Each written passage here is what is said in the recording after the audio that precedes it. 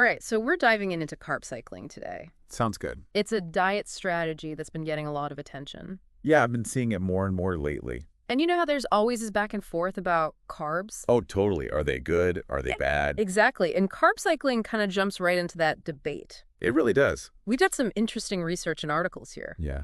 Should be fascinating. I'm hoping by the end we'll have a better idea if this is something worth trying. For sure.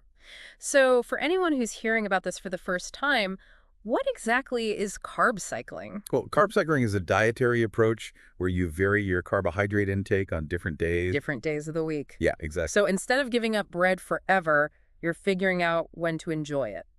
That's a good way to put it. I like the sound of that. It goes beyond just calorie restriction. Okay, tell me more. It gets into how our bodies use fuel. Okay, now I'm really intrigued. So our bodies use two sources for fuel, glucose from carbohydrates and stored fat. When you eat carbs, your body releases insulin, Right. which helps transport that glucose into your cells for energy. Gotcha. Now, if you're consistently eating lots of carbs, Mm-hmm. your body can become less efficient at using its stored fat for fuel. Ah, I see where you're going with this. You got it. So by cycling your carb intake, you're making your body more adaptable in how it uses fuel. Exactly. So on low carb days. Your body is encouraged to tap into those fat reserves, Interesting. which can lead to fat loss. This makes me think about all those fad diets that demonize carbs completely. Yeah, It seems like carb cycling takes a more balanced approach. it really does. It's recognizing that carbs aren't evil, They're not. they just need to be managed. Right. I'm starting to see how this could be a game changer for people hitting weight loss plateaus. Definitely. But is it just about weight loss? It can be a powerful tool for weight management, Sure. but the benefits go beyond that. Okay, like what? While athletes often use it to enhance their performance. Now that you mention athletes, one of the articles we have talks about how carb cycling impacts something called glycogen stores. Right. Can you explain what that is? Yeah, glycogen is basically stored glucose, Mhm. your body's ready energy source. Mm-hmm. Your muscles and liver store it. And it's super important for athletes because it fuels intense workouts. So it's like having an energy reserve tank That's right. specifically for physical activity. Yeah. And when you deplete those stores during a tough workout, Yeah. your body needs to replenish them. Right. And that's where carb cycling comes in. Okay, so athletes use those higher carb days to refuel their glycogen stores Exactly. to make sure they have enough energy for their next training session. Makes sense, right? Yeah, it's like you're providing your body with the right fuel at the right time. That's the idea. So it's not as simple as just counting calories. Not at all. It's more about understanding how our bodies work Exactly. and using nutrition in a smart way. Right. For optimal health and performance. I'm starting to see the nuances here. Yeah. It's not as simple as cutting carbs or going on some crazy restrictive diet. Nope. There's more personalization and planning involved in carb cycling. Definitely. You're absolutely right. It's not one size fits all. Right. Carb cycling plans need to be tailored to the individual's goals, how active they are, Mm-hmm. and even their preferences. So while this is a great overview, Yeah. it sounds like anyone considering carb cycling should talk to their doctor or a registered dietitian, For sure, personalized guidance is key. especially when making big changes to your diet. Absolutely. And since we're talking about personalized considerations, Yeah. let's talk about who might not be the ideal candidate for carb cycling. Okay, let's do that. Yeah, this is making me think about how individualized nutrition can be. For sure. I mean, we've all heard those things about cutting carbs. Yeah, carbs are the enemy. Right, but this feels way more nuanced.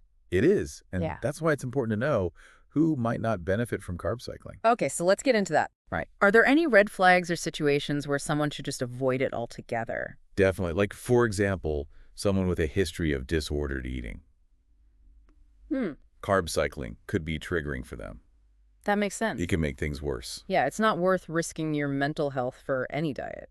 Absolutely not. What about people with certain medical conditions? Right. Anyone with diabetes or heart disease should talk to their doctor. Before trying carb cycling. Yeah, before making any big dietary changes, really. So it's always better to be safe and get advice from a professional. Definitely. They can help you figure out if it's a good fit for you. Exactly. Speaking of figuring things out, I'm curious about how you actually structure a carb cycling plan. Okay, yeah. Is there like a standard template? There's a general framework, Mm-hmm. but the specifics can vary. Depending on the person. Yeah, like their goals, their activity level, Right, right. even their preferences. So it's not just about Googling a random carb cycling schedule. Not at all. It takes more planning than that. So like someone who's really active, Yeah. they might have more high carb days. Right, to fuel their workouts. To support all that activity. Exactly, while someone focusing on weight loss might have more low-carb days. Makes sense. You see the difference. I do. And speaking of those different carb levels, Yeah. what are some examples of what you might eat? Oh, okay. On a high-carb day, you'd focus on nutrient-dense, complex carbs. Okay. Things like whole grains. Like brown rice, quinoa, Exactly. And fruits, starchy vegetables. sweet potatoes. Yeah, even legumes. So not a free pass to just eat donuts and cookies all day. No, definitely not. It's still about making healthy choices. Gotcha. So what about a low carb day? On a low-carb day, you'd shift the focus to lean proteins, Okay. healthy fats, and non-starchy vegetables. Like leafy greens, chicken breast, avocado. You got it. So it sounds like a lot of the success with carb cycling comes down to careful planning It does. and being really mindful of what you're eating. Especially on those different types of days. But sticking to any kind of diet plan can be tough, It can. especially when you're restricting certain foods. Yeah, I get that. Any tips for staying motivated and avoiding those feelings of deprivation? Oh, for sure.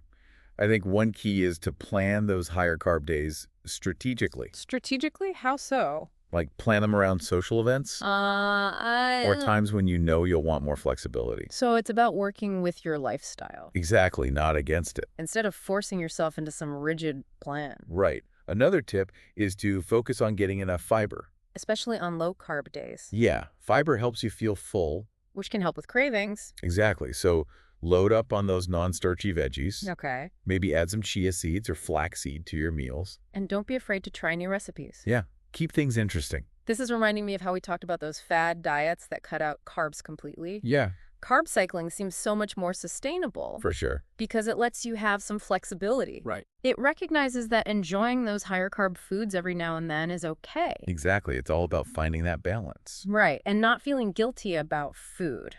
Food should be enjoyable. Okay, so we've talked about structuring a plan, who might benefit, and some tips for staying on track. Right. But let's talk about potential side effects. Okay. Yeah. I know we talked about seeing a doctor, but for a healthy person, are there any common side effects they might experience? It's always good to be aware of them. Even if they're usually temporary, Sure. some people might experience fatigue, headaches, Okay.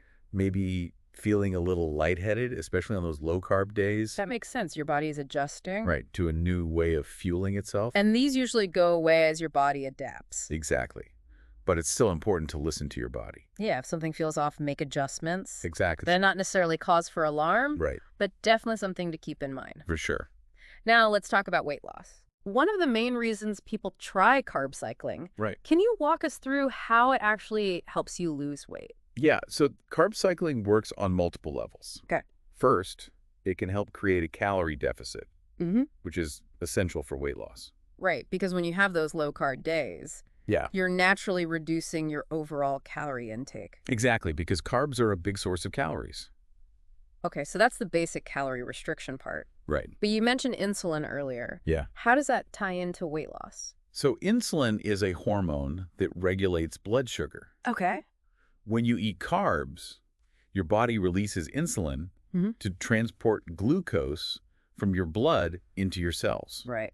Now, if you're constantly eating lots of carbs, Yeah. your body can become less sensitive to insulin. Insulin resistance. Exactly. I've heard of that. It's linked to a lot of health problems. It is. It can make it harder for your body to use glucose effectively. So your blood sugar levels go up. Yeah, which increases the risk of type 2 diabetes. Yeah. And other metabolic disorders. Right. So how does carb cycling help with this? Well, by cycling your carbs, you give your body a break from all that insulin. Okay. Those lower carb days can improve insulin sensitivity, Yeah. making it easier to use glucose. And reducing the risk of those metabolic problems. Yeah, So it's not just about weight loss. Right. It's about improving your metabolic health, It is. And improved insulin sensitivity makes it easier to burn fat. which also helps with weight loss. You got it.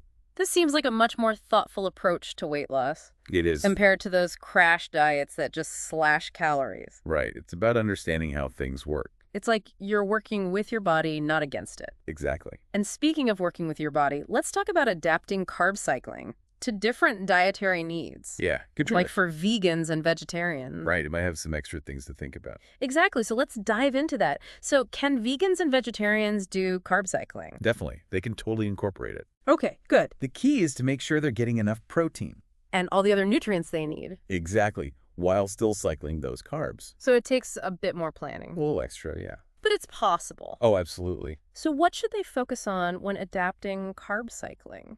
Well, one of the most important things is diversifying protein sources. Makes sense. Plant-based proteins like lentils, beans, tofu, tempeh, Oh, good stuff. edamame, even quinoa.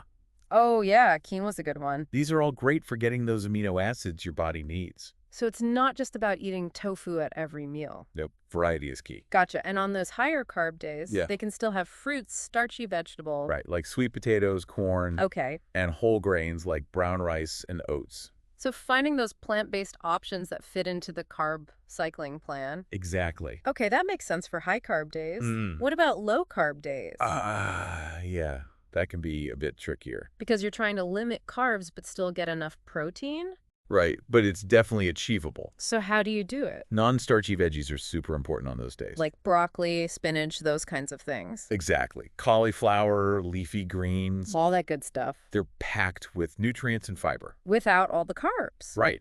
Okay, so lots of veggies. And what about healthy fats? Oh, healthy fats are still crucial, Even on a low-carb day? especially on a low-carb day. Okay, why is that? They help you feel full and satisfied. Right, because you're eating less overall. Exactly. So what are some good plant-based fat sources? Avocados, nuts, seeds. Okay, those are all good. They're easy to add to meals. This is really interesting. Yeah. It seems like there's so much potential for customizing carb cycling.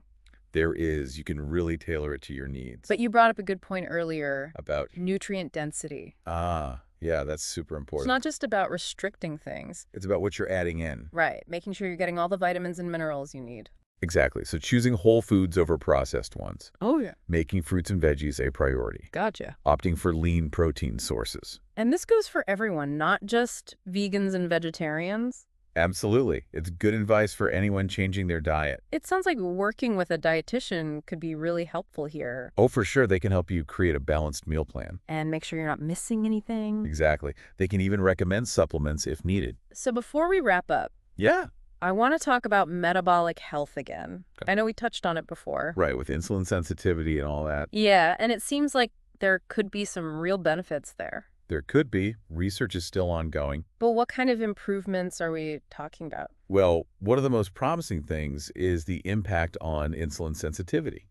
Like we talked about, that can lead to all sorts of problems. It can. Things like type 2 diabetes and heart disease. Right, serious stuff. So by cycling your carbs, you're giving your body a break from constantly producing insulin, That makes sense. which helps it become more sensitive to insulin again. So it's like training your body to handle carbs better. That's a good way to put it. And this can have a ripple effect on other aspects of metabolic health. It can. Things like blood sugar control, cholesterol levels, even inflammation. Wow, it's amazing how one change can affect so much. It is. The body is all connected. I have to say, I was a little skeptical of carb cycling at first, I get that. It sounds a bit faddish. but I'm really starting to see the science behind it. It's definitely more than just a trendy diet. And it can have some real benefits. When done correctly, absolutely. With careful planning and guidance from a professional, Definitely. it's not a quick fix. It's about making sustainable changes. This deep dive has gotten us a lot to think about. It has. We've learned what carb cycling is, the science behind it, The benefits, the risks, how to adapt it, yeah, for different needs. and even its potential beyond weight loss. It's been a great discussion. It has, and I hope our listeners feel empowered to learn more. Me too. Knowledge is power. Well said. Until next time, keep exploring and keep diving deep.